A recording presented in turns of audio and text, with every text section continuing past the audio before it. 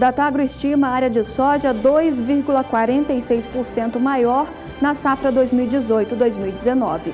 Plantio de milho na Argentina está em 34,4% da área total projetada. Colheita de trigo no Rio Grande do Sul atinge 30% da área, mas qualidade deixa a desejar. Modernização dos portos reduz multas do setor de fertilizantes em 72% em 7 anos.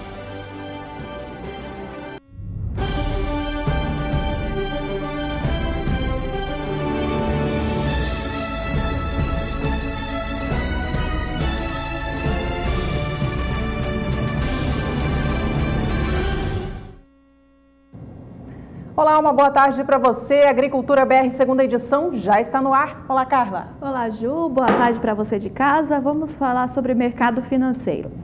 O dólar opera em movimento de queda nesta sexta-feira, de olho no cenário externo e também com as expectativas do encerramento do segundo turno das eleições presidenciais neste domingo. Então você confere comigo na sua tela como fica o dólar comercial no Brasil neste momento, uma queda de 0,57% para a moeda norte-americana, que está sendo negociada a R$ 3,68 mais um.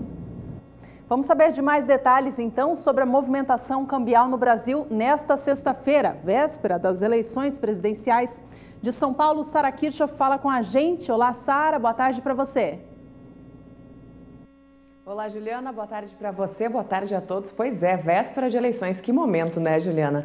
E é claro que o mercado financeiro acompanha e reage a tudo isso. Ontem foi divulgada mais uma pesquisa do Datafolha, mostrando uma diferença menor entre o candidato do PSL, Jair Bolsonaro, e o candidato do Partido dos Trabalhadores, Fernando Haddad, mas ainda assim apontando Jair Bolsonaro como provável novo presidente da República aqui no Brasil, ainda com uma larga diferença, apesar dela ter reduzido.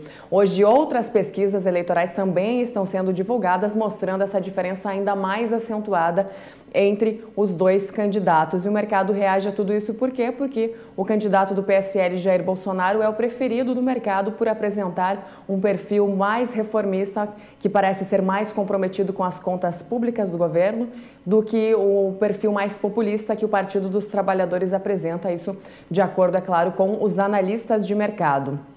Enquanto isso, lá fora, existem dois fatos contraditórios hoje também mexendo no mercado do câmbio, aí, mexendo bastante no dólar. Um deles são os dados referentes ao PIB, ao Produto Interno Bruto dos Estados Unidos, que vieram firmes aí, mostrando a pujança da maior economia do mundo. E outros são os dados de alguns balanços de grandes empresas norte-americanas que ficaram bem abaixo aí do esperado pelo mercado. Então, esses dois fatos contraditórios estão impactando e puxando o dólar para cima e para baixo hoje, diante de diversas divisas aí ao redor do globo. E enquanto por aqui, então, o dólar tem queda hoje, em outros lugares ele apresenta alta nesta sexta-feira, último dia da semana. E essa queda de hoje, ela vem depois de uma queda forte ontem, acima de 1%, e se ela realmente se consolidar até o final do dia, será a sexta semana seguida de recuo para o dólar na comparação com o real. Já o índice Bovespa, principal índice da Bolsa de Valores de São Paulo, operava perto da estabilidade, agora em torno do meio-dia, depois de começar o dia em alta.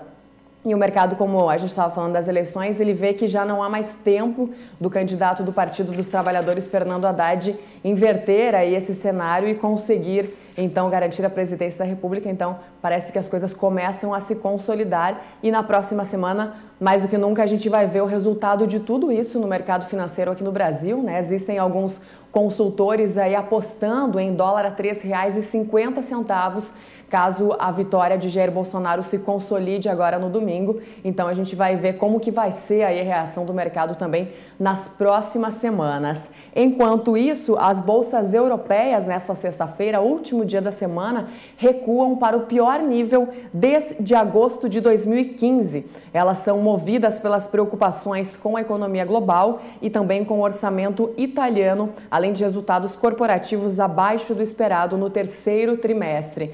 Então, existe um certo movimento de aversão ao risco neste momento, um movimento global, e todos os mercados reagem fortemente a essas informações aí que vêm dos Estados Unidos também. Essa semana, algumas lideranças lá nos Estados Unidos, dos democratas, receberam um suposto explosivo, então o mercado também reagiu a isso essa semana e segue de olho aí nos desdobramentos dessas questões lá nos Estados Unidos, a maior economia do mundo, que é claro que impacta em todos os países. Devolvendo o sinal para Campo Grande, é com vocês. Ok, Sara, muito obrigada pelas informações, um abraço a você, até a próxima. Destaques do mercado financeiro direto da Bolsa Brasileira de Mercadorias.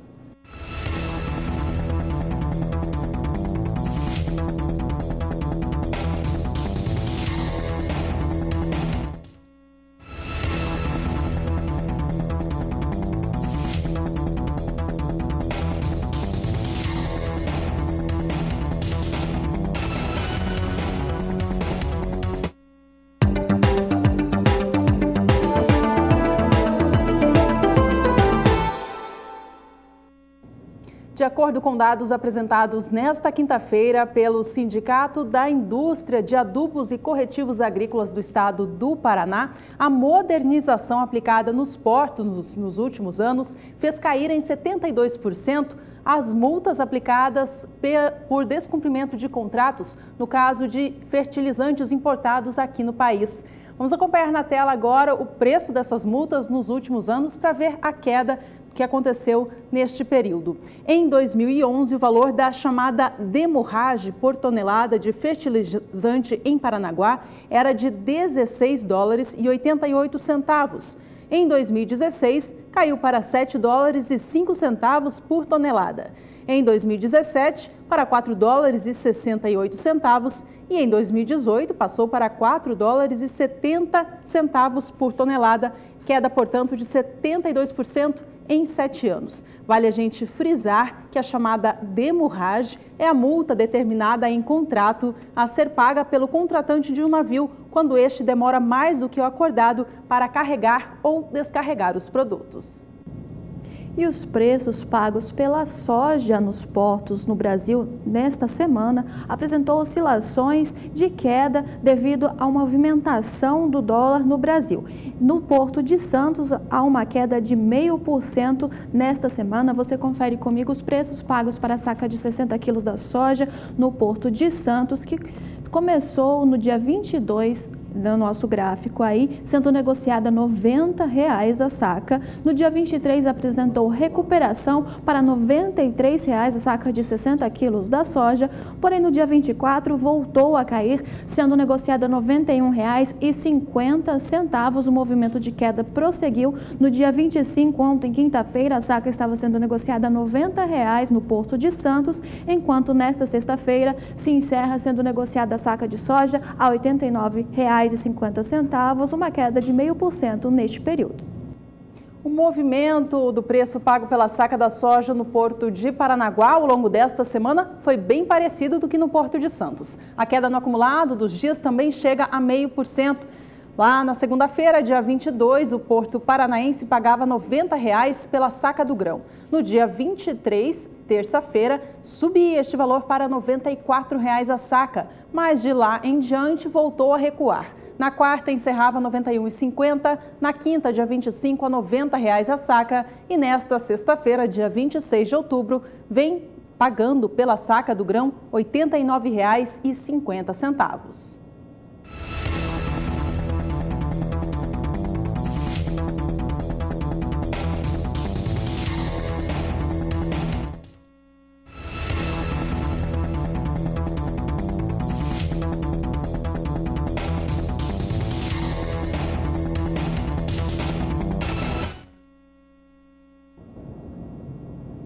A consultoria Datagro divulgou nesta semana um panorama para o mercado de grãos, sendo que ele destacou o milho e a soja da safra 2018-2019 no Brasil. Em relação à soja, a Datagro apresentou um aumento para a área de cultivo. Você vê comigo na sua tela os dados que a Datagro trouxe sobre a estimativa de plantio de soja no Brasil. Em relação à soja, a Datagro estima um aumento de área para 36.110.000 hectares contra 35.240.000 hectares da safra atual. Com a expectativa de área maior plantada com oleaginosa, a consultoria também trouxe para cima a projeção de produção do grão no Brasil. número que fica mais de 2 milhões de toneladas acima do que o Brasil retirou dos campos do ciclo 17-18. Veja na tela que, de acordo com a Datagro, na safra atual 2018-2019, previsão de colheita está em 122 milhões e 240 mil toneladas. Relembrando, o ciclo passado fechou em 120 milhões e 230 mil. A gente destaca agora o plantio de soja no Rio Grande do Sul, que este ano deve ter um aumento de área em 5%. Quem traz para a gente como está o andamento do plantio de soja no estado gaúcho é a repórter Annelise Nicolodi.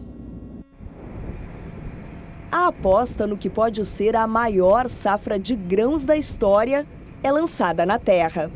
O vai e vem das plantadeiras dita o ritmo nas lavouras do Brasil inteiro. É a soja, cultura mais importante mundialmente, sendo semeada. Um misto de alegria e muita expectativa por parte dos produtores. E caprichar ao máximo, porque o soja hoje para nós é o carro-chefe. Não existe outro a não ser o soja. O resto, que seria inverno e um milho, vem atrás da soja sempre. Mas quem paga a nossa conta é a soja. O terceiro estado que mais produz soja no Brasil intensifica o plantio da principal cultura de verão, que estará em 5 milhões e 800 mil hectares e pode render 18 milhões de toneladas de grãos. O produtor gaúcho tem feito a sua parte e a comprovação está numa palhada que protege o solo e mostra a força do plantio direto, talvez a maior revolução de todos os tempos. Tecnologia que deve garantir excelentes produtividades, mas toda ajudinha lá de cima é bem-vinda. A nossa tecnologia, a média, fica mais baixa porque nós temos áreas de fronteira, principalmente, que são muito disparelhas em questão de clima e baixa produtividade. Mas as produtividades aqui na região central do estado, na região norte do estado, são iguais dos Estados Unidos, são iguais do Mato Grosso, até superiores. Nós temos uma boa tecnologia. Até agora, segundo a Emater, foram semeados cerca de 70 mil hectares de soja no Rio Grande do Sul. E a Emater divulgou ontem, há pouco tempo atrás, um novo relatório trazendo a expectativa de área plantada com soja no Rio Grande do Sul. Na reportagem da Annelise Nicolodi, você via os números em 70 mil hectares, agora eles já passam para 200 mil. Isso representa cerca de 3% da área total prevista para o estado nesta safra, que é de 5 milhões e 800 mil hectares. Segundo a Emater, o ritmo deve acelerar ainda mais se o clima permitir, uma vez que a colheita da safra de trigo também segue veloz, liberando assim área para o cultivo da oleaginosa. Em relação ao milho, a Emater do Rio Grande do Sul traz que o desenvolvimento está bom devido ao clima favorável na região. Você acompanha comigo na sua tela os dados da Emater sobre o plantio de milho no Rio Grande do Sul, que tem poucos casos relatados de pragas ou moléstias, como incidência de lagarta do cartucho em lavouras na fase de floração, que já alcança 4% do total semeado, como você vê do lado direito da sua tela. Neste sentido, o percentual de área plantada atinge 62% do previsto para esta safra, que é de 740 mil hectares plantados com o grão. Agroclima. Oferecimento Fiat Toro Range, o touro puro sangue. Vamos seguir falando de soja por aqui, agora para saber como o clima se comporta para a região centro-sul do Brasil nos próximos dias. De São Paulo, Juliana Rezende traz os destaques para a gente. Olá, Juliana, boa tarde para você. Como que fica a previsão do tempo, então, para essa região do país? Olá, boa tarde, Juliana. Boa tarde a todos que nos assistem. Olha, nesse final de semana vai avançar uma frente fria pela costa do país. É justamente esse sistema que vai conseguir trazer mais instabilidades para o sudeste, centro-oeste e até algumas áreas mais ao norte de Minas Gerais, áreas que vêm necessitando bastante dessa chuva, porque as condições de umidade ainda seguem um pouquinho mais baixas. Agora, os índices de umidade do solo vêm aumentando em pontos da região sul, Mato Grosso do Sul, São Paulo, Goiás e até sul de Minas Gerais, mas algumas áreas de Mato Grosso e até o norte mineiro ainda seguem necessitando dessa chuva para aumentar as condições de umidade do solo e favorecer, então, o desenvolvimento das lavouras de soja recém-plantadas. No decorrer dos próximos dias, como eu falei, vai ter um avanço desse sistema frontal. Já neste final de semana, vai trazer chuvas mais fortes para a metade norte mineira, previsão de acumulados em torno de 30 milímetros. Então, essa chuva, lá por alguns momentos, ela vem com bastante intensidade, consegue aumentar as condições de umidade do solo e a gente vai ter ainda bastante umidade transportada lá da Amazônia para a região central do país. Por isso, o centro-oeste ainda tem previsão de chuva no decorrer desses próximos dias. Mato Grosso do Sul acaba sendo o estado mais beneficiado, com pancadas mais expressivas. Entre Mato Grosso e Goiás, a chuva ainda vai seguir um pouco mais fraca, os acumulados são baixos. Mesmo o cenário também acontece na região sul e São Paulo. Isso porque, conforme a frente fria vai se afastar entre sábado e domingo da costa do centro-sul do Brasil, a gente vai ter uma massa de ar mais seco que vai atuar. Então, a gente volta a ter períodos de tempo mais seco entre a região sul, São Paulo, até sul de Minas Gerais também acaba influenciado. Por isso, os episódios de chuva que acontecerem nesses próximos dias são bem fracos e também com baixo acumulado na maior parte da região sul e São Paulo. A partir da semana seguinte, o sul do Brasil vai voltar a receber fortes episódios de chuva. Tem previsão, então, de instabilidades ganhando força. A gente volta a ter períodos até de temporais na região sul, com acumulados elevados em torno de 50 milímetros. Na região central, entre sudeste e também região centro-oeste, a chuva vai começar a enfraquecer um pouco porque as instabilidades vão seguir migrando para as áreas mais ao sul do país. E esse cenário vai persistir até pelo menos dia 10 de novembro, chuva bastante espalhada por grande parte do centro-sul, mas dessa vez é o Rio Grande do Sul e áreas da região sul que ainda vão seguir recebendo as pancadas de chuva mais forte. Então, centro-sul do Brasil, previsão de chuva bastante abrangente. A gente volta a ter alguns dias de tempo mais seco no decorrer do início dessa semana, mas mais para meados da metade, finalzinho da próxima semana, a gente já volta a ter previsão de instabilidades avançando por mais uma vez em todo o centro-sul do país, principalmente em áreas produtoras de soja. Daqui a pouco eu volto com mais previsão do tempo. Obrigada, Juliana. Até já. E a Bolsa de Cereais de Buenos Aires informa em seu panorama agrícola semanal que o plantio de soja da safra 2018-2019, que já teve início em vários setores na Argentina, já avança a 2% da área total prevista, que você confere comigo aqui na sua tela, 2% do total previsto de 17.900.000 hectares com a oleaginosa. A estimativa é que são mais de 350.000 hectares plantados, com um avanço interanual de 0,2% da soja. Seguimos falando do cenário internacional da oleaginosa. Vamos agora acompanhar como opera o mercado futuro do grão lá na Bolsa de Chicago. Ela é referência internacional para essa commodity. Hoje, veja que os negócios vêm operando com recuperação. A gente viu a soja cair ao longo de toda essa semana praticamente na Bolsa norte-americana e nesta sexta vai encerrando a semana trazendo algum movimento de alta. A alta ainda é pouca para recuperar toda a perda acumulada, mas ainda assim já é um movimento positivo. Contratos com vencimento em novembro vem a $8,47 mais 2 por bushel. Posição de janeiro, $8,06 por bushel. Contratos com vencimento em março do ano que vem, $8,73 mais 6, enquanto a posição de maio, $8,87 mais 2. Todas as posições sobem cerca de 5 centes de dólar no momento. E nós vamos para um rápido intervalo comercial, mas no próximo bloco você vai ver que a colheita de milho deve atingir 92.770.000 toneladas no Brasil e superar a safra passada. Seca antecipa o fim da moagem de cana-de-açúcar na região do interior paulista. Mas antes você fica com o Momento Fosfosal. Com Fosfosal, o meu gado melhorou, o meu lucro aumentou e a vida sossegou. Bem-vindo à segunda temporada do Momento Fosfosal, o multimineral injetável que estimula o seu rebanho nos momentos de desafio da sua propriedade. E para essa temporada, preparamos para você uma série de depoimentos de pecuaristas por todo o Brasil que usaram e comprovaram a eficácia de Fosfosal, aumentando a lucratividade da fazenda. Acompanhe no vídeo.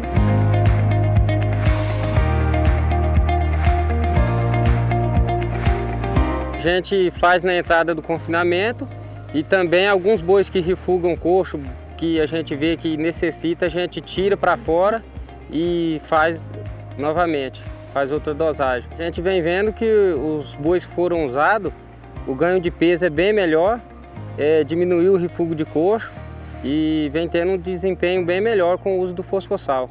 Entrada de animais em confinamento e adaptação de coxo. Esse era o desafio dessa propriedade. Bruno, explica pra gente qual o estresse gerado nessa situação e de que maneira a Fosfosal resolveu o problema nessa propriedade. O fosfosal é um multimineral injetável e ele ajuda muitos animais nessa adaptação de coxo. Então os animais eles chegam na fazenda com uma dieta completamente diferente, então ele tem que passar por esse processo de adaptação. O fosfosal ele repõe os minerais nesse momento crítico de adaptação, que é o início da entrada dos animais, ajudando na performance do animal por todo o período de confinamento. Então animais com fosfosal acabam entregando mais peso no final. Obrigado. Aumente o score corporal do seu rebanho também. Peça agora Fosfosal. Ligue 0800 847 2222. Fosfosal, uma injeção de peso. Fosfosal, uma injeção de peso. A CNA divulgou em Brasília os resultados e as ações do projeto Campo Futuro. As informações com Catarina Martorelli. Um dos pontos mais importantes do balanço mostra que a atividade agropecuária teve uma redução da margem de rentabilidade dos produtores rurais. Isso se deve ao tabelamento do frete e aos custos de produção, impactados pela alta dos preços de insumos, como fertilizantes, energia, óleo diesel, rações. Aliás, na pecuária, o aumento do preço da ração foi o maior responsável pela queda nas margens de produção. Chegou a ter uma queda de até 40%. Então o produtor ganhou menos, apesar de não ter gastado muito. O que sobrou para ele foi menor. Em maio, abril, a gente teve uma queda acentuada dos preços da arroba do boi gordo, principalmente. A partir do segundo semestre, a gente teve a recuperação dessa arroba.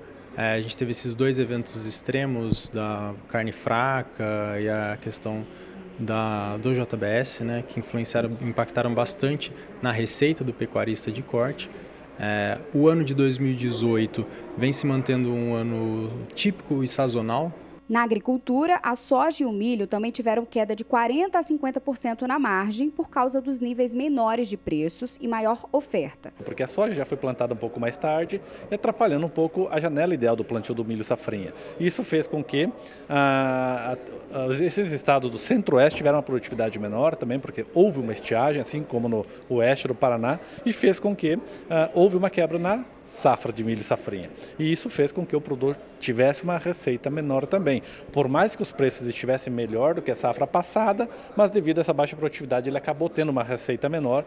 E isso sim, em algumas regiões fez com que o que ele teve de lucro na soja, ele teve que tirar parte disso para cobrir o prejuízo no milho safrinha, principalmente por causa da quebra da produção.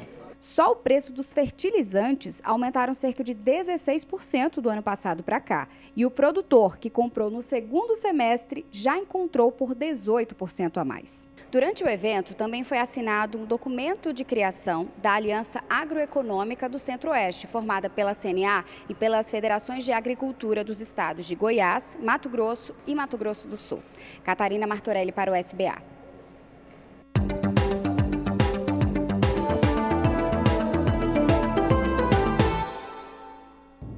E como nós já começamos a destacar nesta edição do Agricultura BR, a Datagro divulgou um panorama para a safra, os grãos no Brasil, principalmente para o milho e soja da safra 2018 e 2019.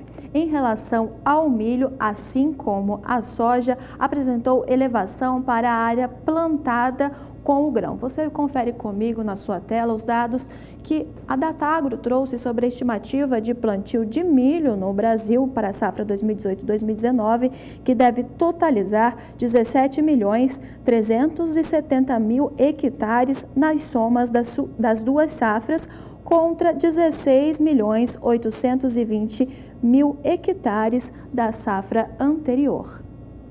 Com o aumento na área plantada, a expectativa de produção cresceu também e cresceu com força. São mais de 10 milhões de toneladas esperados em relação à expectativa para a safra anterior. A gente vê os números na tela, sim, fica bem fácil de entender. Veja que para o ciclo atual, de 18 e 19, a Datagro projeta que o Brasil volte a produzir mais de 90 milhões de toneladas de milho. 92.770.000. No ciclo passado, foram 81.130.000 toneladas. Boa parte desse volume inferior teve a ver com o clima, que não contribuiu para as safras de alguns estados, como a do Paraná, por exemplo. Agroclima. Oferecimento Fiat Toro Range, o touro puro sangue. E agora nós destacamos o clima para a região do Paraná, que o excesso de chuvas pode comprometer as lavouras por lá. Juliana Rezende, como que o clima pode se comportar nos próximos dias no Paraná? Olha, Carla, durante todo o mês de outubro, as chuvas aconteceram em excesso no estado do Paraná e por isso que a umidade do solo também encontra-se bastante elevada, com índices entre 90% nas áreas mais ao sul e até 100% nas áreas mais ao norte do Paraná, considerado até índice de encharcamento do solo. É esse cenário que acaba trazendo um pouco de preocupação, porque as chuvas ainda vão ganhar mais intensidade durante os próximos períodos. Ainda nesses próximos dias, a chuva mais expressiva segue acontecendo entre o oeste e sul do Paraná, com volume de até 30 milímetros. Nas demais áreas, até que a chuva não vai ser tão intensa, os acumulados ficam em torno de 15 milímetros. São aquelas pancadas mais fracas e distribuídas ao longo da semana. Durante o segundo período é que a chuva vai ganhar ainda mais intensidade. Entre os dias 1º e 5 de novembro, chuva mais forte, com potencial até para alguns temporais em pontos do oeste e sul do Paraná, com volume mais elevado de água, em torno de 50 milímetros. Então é justamente essa chuva que pode garantir até condições de encharcamento do solo. No decorrer do terceiro e último período, até pelo menos o dia 10 de novembro, previsão de chuvas mais uma vez enfraquecendo no estado do Paraná. As poucas pancadas de chuva que ainda acontecem de forma mais intensa ficam mais localizadas nas áreas mais ao sul. De forma geral, grande parte das áreas produtoras de milho já deve ter essas chuvas mais fracas e sem riscos para muitos transtornos. De forma geral, as próximas semanas vão seguir com chuvas ainda bastante frequentes no estado do Paraná. Como na próxima semana essa chuva ainda vai ganhar mais intensidade, é justamente aí um cenário que pode vir a trazer um pouco de preocupação por conta já do excesso de umidade do solo na maior parte das áreas produtoras de milho paranaense. Daqui a pouco eu volto com mais previsão do tempo. Obrigada, Juliana. Juliana que já volta trazendo mais previsão do tempo aqui pra gente.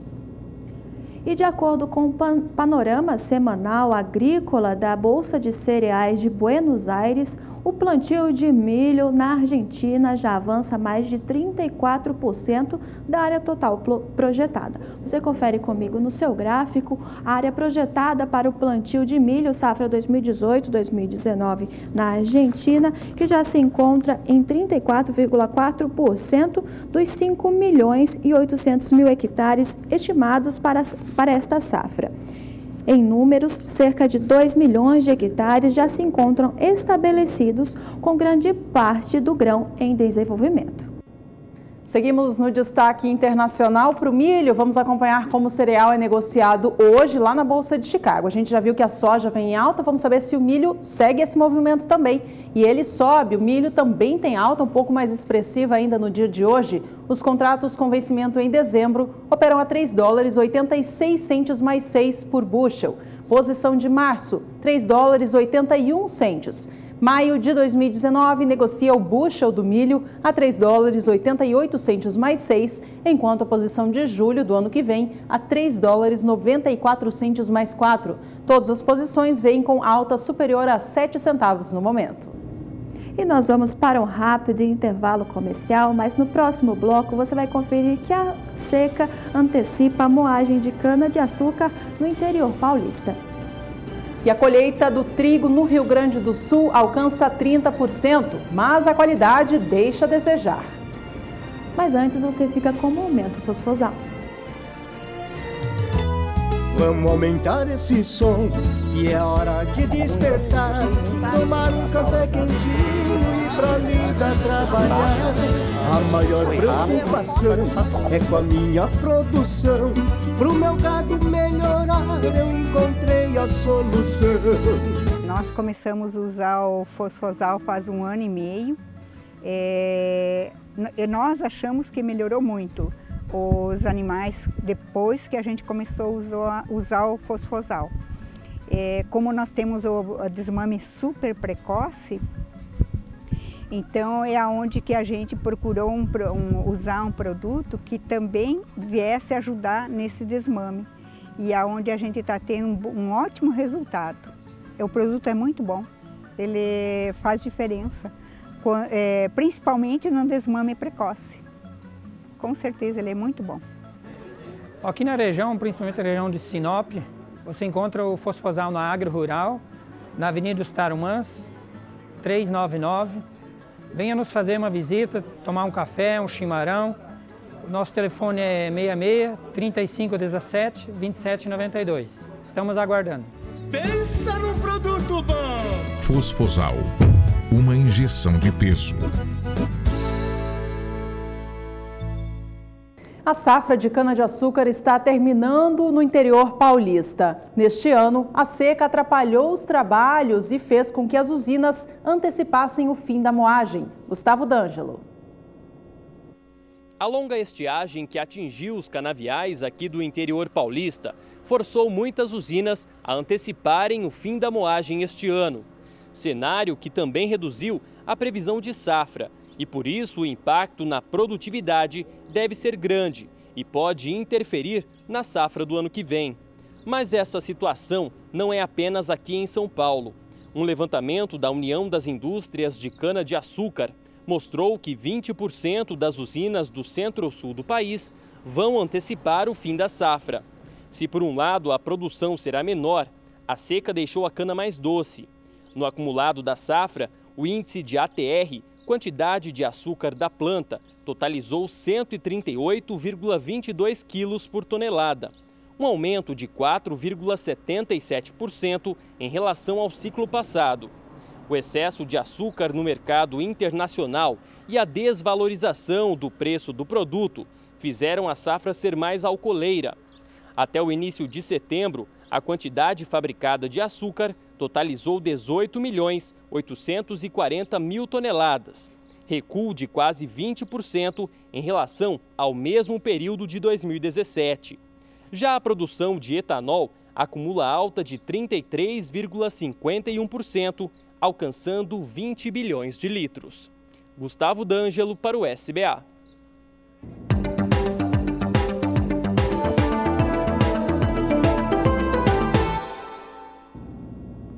O Ministério da Fazenda da Colômbia aponta que deve haver um aumento de aproximadamente 28% para o preço internacional do café na Bolsa de Nova York. Esse é o maior valor de todo o ano. E ele se refere, vem na visão da primeiro turno das eleições eleitorais aqui de presidente no Brasil e também por conta da desvalorização do dólar frente ao real e a desvalorização do peso. Bom, vamos acompanhar como vem negociado o café arábica, então, na Bolsa de Nova York. A gente tem visto ele operar em alta ao longo dos últimos dias e esta sexta-feira segue com movimento positivo. Dezembro deste ano negocia a libra peso do grão a $1,21 mais 35. Os contratos com vencimento em março vêm a $1,25 mais 15. Maio de 2019 negocia a libra peso do café arábica em Nova York a $1,27 mais 75, enquanto a posição de julho é a única que ainda sustenta o suporte de $1,30, vem a $1,30 mais 10.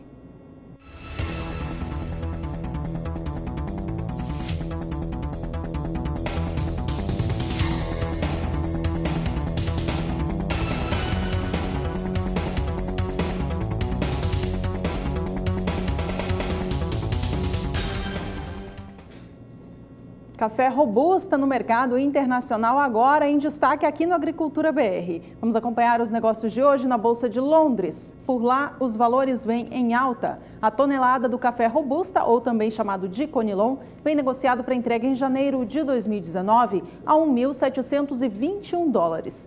A posição de março do ano que vem a $1.734 a tonelada. Contratos com vencimento em maio operam a $1.749, enquanto julho, $1.763 por tonelada.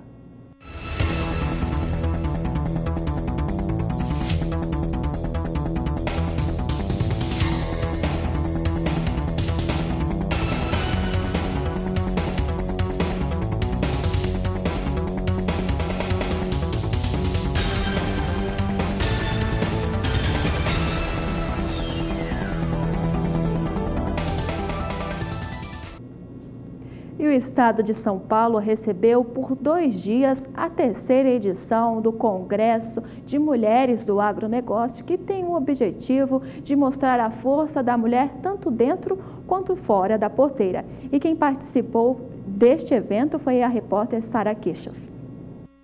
A 3ª edição do Congresso Nacional das Mulheres do Agronegócio reuniu mais de 1.000 mulheres aqui em um espaço em São Paulo e tratou de temas que vão muito além da participação delas no segmento do agronegócio. Por aqui se falou em nanotecnologia, agroenergia, como empreender com startups. E a Fabiana Alves, que é diretora executiva do Rabobank, veio aqui para falar sobre como será o perfil dos futuros líderes do agronegócio. Fabiana, seja bem-vinda ao SBA e fala um pouquinho para a gente que perfil é esse e como que a mulher se enquadra nesse futuro aí do agronegócio. Bem-vindo ao SBA.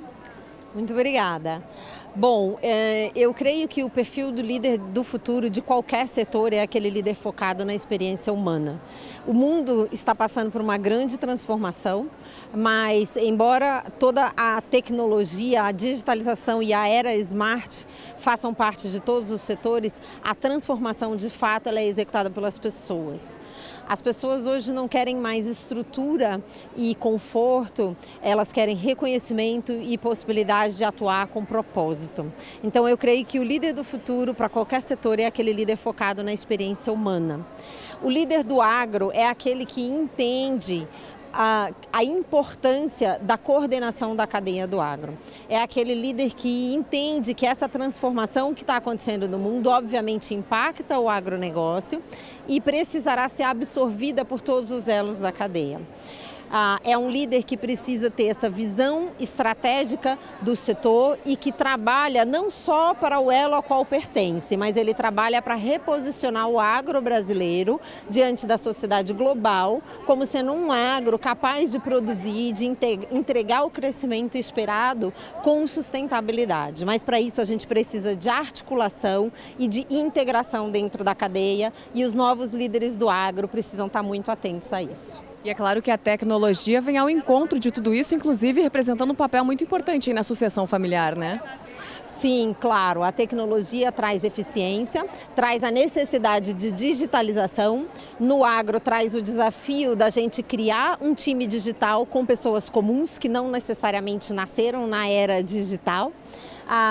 Mas sim, a tecnologia nos possibilita fazer dessa transformação uma grande oportunidade de coordenação do setor e de construção de um setor cada dia mais forte e mais capacitado a entregar o crescimento que é esperado do agro brasileiro para sustentar e para alimentar o mundo. E falando em alimentar o mundo, o Brasil, que hoje já tem um papel importantíssimo nessa missão, aí nos próximos anos, de acordo com a FAO, vai ter um papel mais importante ainda. Então é importante pensar bastante nesse futuro que vem por aí, né, Fabiana? Sim, com certeza. A FAO divulga e o mundo todo espera que o Brasil contribua com boa parte dessa nova demanda de alimento com o crescimento da população mundial. Mas a sociedade global também demanda que essa produção seja executada com sustentabilidade. Então, de novo, a tecnologia também vai nos ajudar, né, a aumentar, a ampliar a sustentabilidade da produção agrícola brasileira e isso é necessário, né? O planeta precisa desse comprometimento do produtor e de toda a cadeia brasileira com a sustentabilidade, sem dúvidas. Mas a gente sabe que o país tem capacidade de produzir e de absorver tecnologias muito rápido. A gente vê isso na história dos últimos 30 anos do agro brasileiro. E tem muitos investimentos sendo feitos, muitas agritechs surgindo. E eu tenho certeza que a gente pode e que a gente vai fazer essa entrega com um agro muito mais forte, muito mais robusto e sustentável. Tá certo, Fabiana. Obrigada pela sua participação aqui conosco. Então, participando aqui desse evento importantíssimo. Cada ano ele se apresenta maior aqui em São Paulo e cada vez mais bonito. É um evento impressionante, o quanto ele é bonito e bem organizado. É muito bom estar aqui. Do 3º Congresso Nacional das Mulheres do Agronegócio, Sara Kirchhoff para o SBA. Veja no próximo bloco. Colheita do trigo no Rio Grande do Sul alcança 30%, mas a qualidade deixa a desejar. E ainda hoje você vai conferir a previsão do tempo para o telespectador que enviou a sua pergunta aqui para o nosso quadro Agricultura BR Responde, que você também pode participar pelo nosso WhatsApp. O número é 67996562266. Agricultura BR volta já. Estamos de volta. O destaque agora é para a cultura do trigo.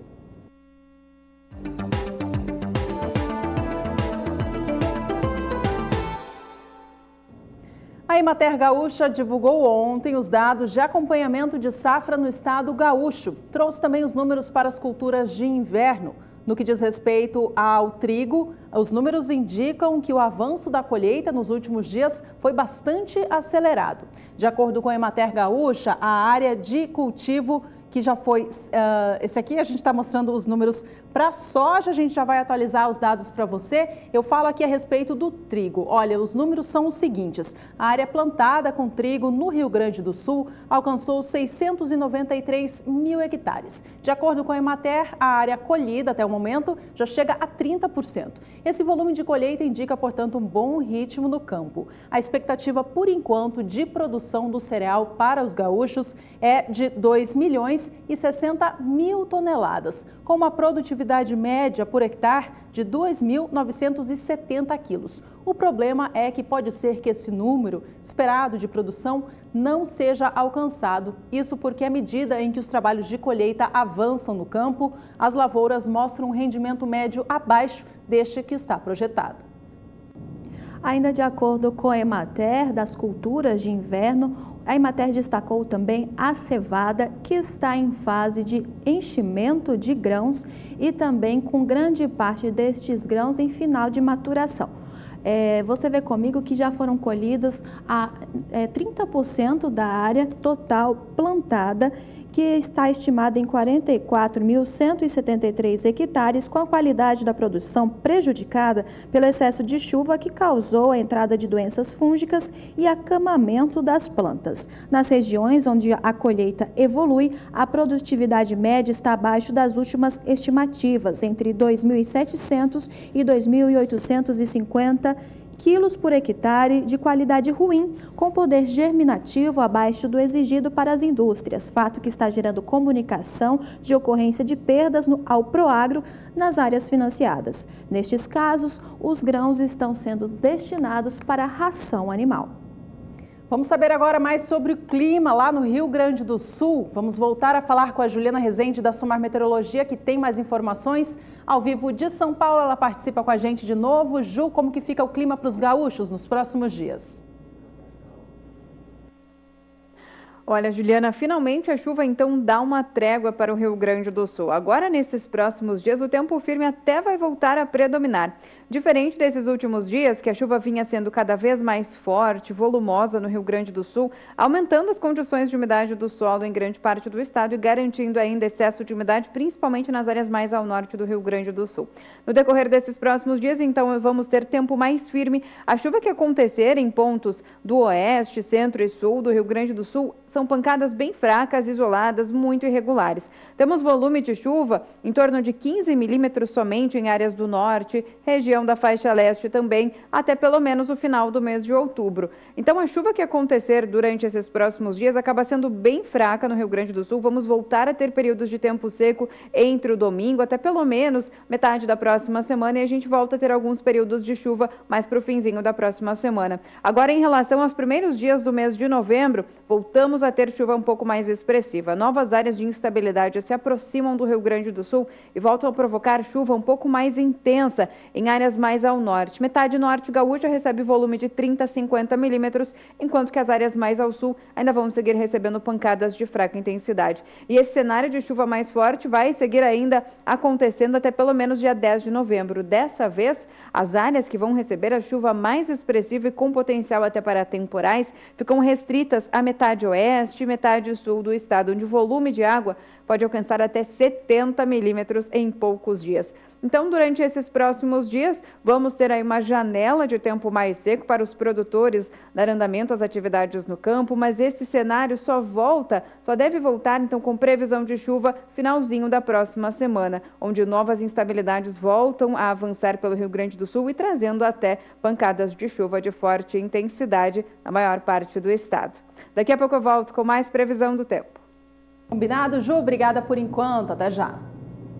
E você, amigo agricultor que também é pecuarista, sabe que uma boa pastagem faz diferença na alimentação do rebanho, não é mesmo? Então você vai ver com a repórter Kylie Rodrigues os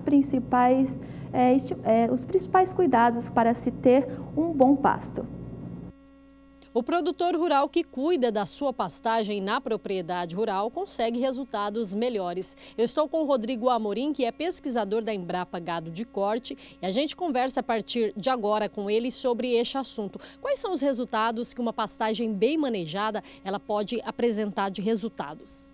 Olha, além de você prolongar a vida produtiva, porque pasto é uma cultura perene, você manejando o pasto, você pode ter sim bons incrementos em produtividade animal.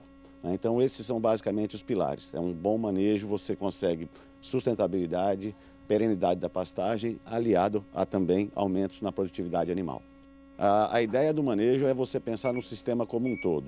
Então se planejar, para você ter bom uso durante as águas, colher bem seu pasto durante o período das águas, se planejar para o período seco, que é uma época que a redução do crescimento do pasto é muito forte, então você tem que fazer o planejamento adequado.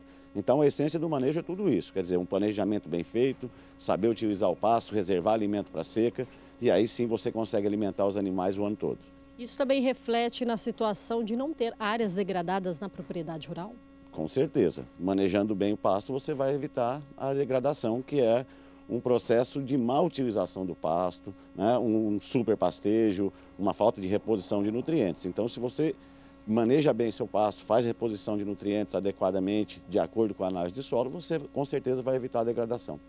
E visando todos esses cuidados, Guga, no mês de novembro a Embrapa vai realizar um curso de manejo de pastagem. Como que vai funcionar?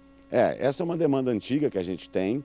É uma solicitação que há muito tempo já vem sendo cobrada e a gente resolveu, então, nos dias 20 e 22 de novembro, nós vamos realizar o curso de manejo de pastagem aqui na Embrapa. Vão ser 3 dias, abordando todo o segmento produtivo. Então, nós vamos começar desde a parte de solos, recomendações de adubação, interpretação de análise de solos, vamos para a parte do manejo propriamente dito, parte de crescimento de planta, como utilizar, cálculo de ajuste de lotação, Vamos entrar também na parte econômica, qual o retorno econômico do manejo, o que acontece.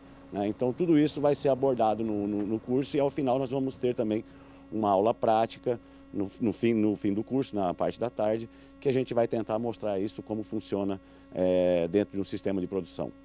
São os pesquisadores quem vão ministrar as palestras? São 8 pesquisadores aqui da Embrapa Gado de Corte que vão trabalhar nesses 3 principais temas, solo, manejo e a parte econômica. Quem pode participar do curso? O curso é aberto para todo o segmento produtivo, alunos também, técnicos, produtores, todos eles são convidados. Nós temos vagas limitadas, nós temos 60 vagas, então é bom já entrar no site da Embrapa lá, que tem todo o direcionamento para a inscrição. Obrigada, Rodrigo, pelas suas informações. Kylie Rodrigues para o SBA. Daqui a pouco nós vamos voltar até a Somar Meteorologia para responder a dúvidas de telespectadores sobre a previsão do tempo. Juliana Rezende, sobre qual estado você vai falar na próxima participação? No próximo bloco eu trago informações para um telespectador de Rondônia, da cidade de Ji-Paraná. É daqui a pouquinho. É isso mesmo, mas se você ainda não participou do quadro Agricultura BR Responde, você está esperando o quê? Envie uma pergunta, foto ou vídeo da sua produção pelo nosso WhatsApp, que é o 67996562266. O Agricultura BR volta já. Estamos de volta e, como prometido, é hora do quadro Agricultura BR Responde.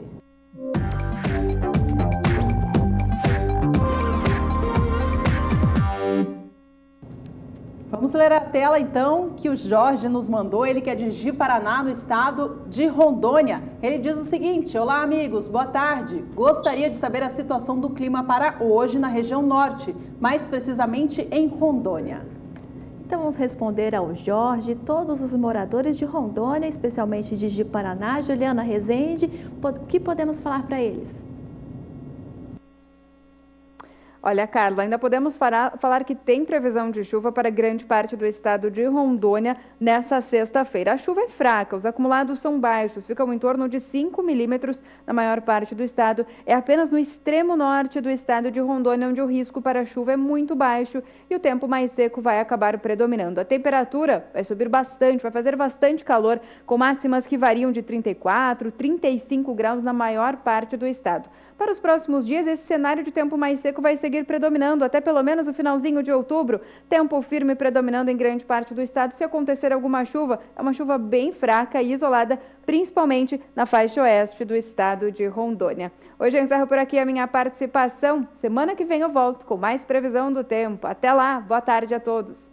Obrigada, Juliana. Um bom final de semana para vocês. Está aí a resposta para você, Jorge, todo o pessoal que mora aí na região de Rondônia. E para você que quiser também participar do quadro Agricultura BR Responde aqui com a gente, envie sua pergunta pelo nosso WhatsApp, que é o 67996562266.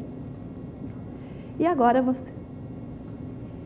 agora você confere uma matéria com o repórter Valdir Pacheco sobre um acadêmico da Universidade Federal do Mato Grosso que está uma pesquisa de aplicação de nitrogênio na soja. Confira.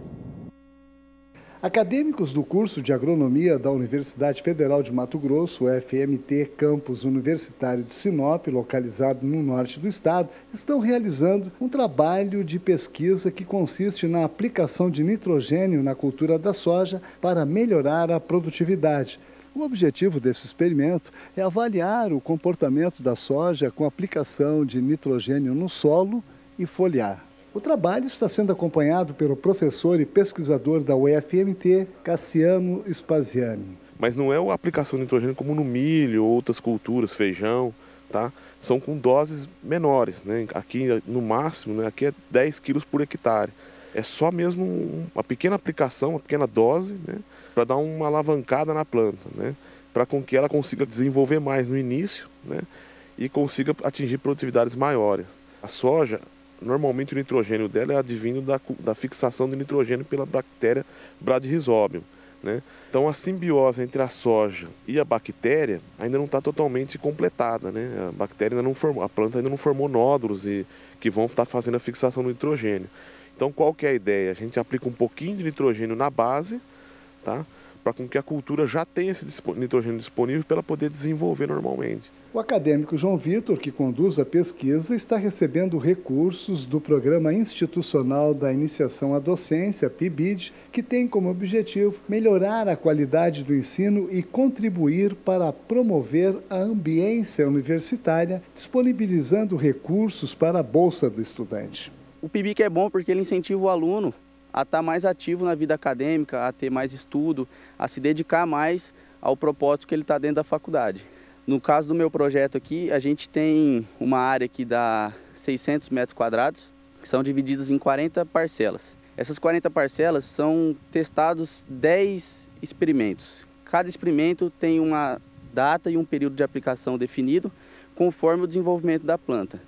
No caso, cada parcela, cada teste, que são 10, tem 4 repetições. E a gente tem a repetição, que é a testemunha, que a gente não aplica nada, e temos a aplicação foliar e a lanço no estágio V2 da planta, no estágio V4 e depois no estágio R1 e R2. E com isso o objetivo do projeto é a gente verificar se a produtividade aumenta ou não com essas aplicações, verificar teor de clorofila nas diferentes aplicações, verificar a quantidade de grãos por pé, qual que é a massa seca do pé, qual que vai ser a quantidade de nódulos na raiz e qual teste vai ter melhor resposta. Que já é o 4º ano que nós estamos fazendo esse trabalho, né? E a gente tem aplicado no solo, né? Em vários estados da cultura, tá? E foliar. E a gente viu que nesses 4 anos a gente viu que o foliar está sendo melhor. Uma pequena dose é em torno de 10 quilos por hectare, porque o nitrogênio ele compete com a bactéria, tá? Então, aonde você faz a aplicação de nitrogênio no solo, a bactéria acaba se fixando menos na planta, né? Acaba fazendo a simbiose menor com a planta. Então a gente aplicando foliar, a gente tem percebido, tá, os resultados, principalmente a partir de V4, V3, tem percebido melhores resultados. Deu pequena dose, 10 quilos, aplica foliar, a planta desenvolve mais, cria mais raiz, e aí fica como se fosse um ciclo, né? Desenvolve mais raiz, a bactéria fixa melhor e aí consegue atingir maiores produtividades. Valdir Pacheco para o SBA, Sistema Brasileiro do Agronegócio. No próximo bloco, os números finais desta edição com a soja na Bolsa de Chicago. E também trazemos para você o dólar ao vivo no cenário nacional. Nós voltamos já. Estamos de volta, vamos dar aquela última conferida na soja em Chicago e no dólar aqui no Brasil. Você de casa acompanha conosco agora a movimentação com a oleaginosa na Bolsa Norte-Americana. Hoje os negócios vêm em recuperação, movimento de alta, depois de dias seguidos de baixa. Os contratos com vencimento em novembro operam agora a $8,46 mais 4 por bushel. Posição de janeiro, $8,59 mais 2. Março de 2019 vem a $8,72 mais 6 por bushel, enquanto a soja em Chicago para maio opera a $8,86 mais 4, com as posições subindo cerca de 4 centavos neste momento. E nós conferimos agora como opera o dólar no cenário nacional, sendo que estava no começo do Agricultura BR em movimento de queda, com os investidores de olho no cenário exterior e também com a expectativa do segundo turno neste domingo para as eleições presidenciais. Você confere comigo na tela que o dólar continua caindo a 0,88%, sendo que a moeda norte-americana está sendo negociada a R$ 3,67. E a segunda edição do Agricultura BR de hoje fica por aqui. Muito obrigada pela sua companhia. Nos vemos em breve. Tchau, Carla. Tchau, Ju. Tchau para você. Um bom final de semana. E na sequência você fica com o Mercado Futuro. Até mais.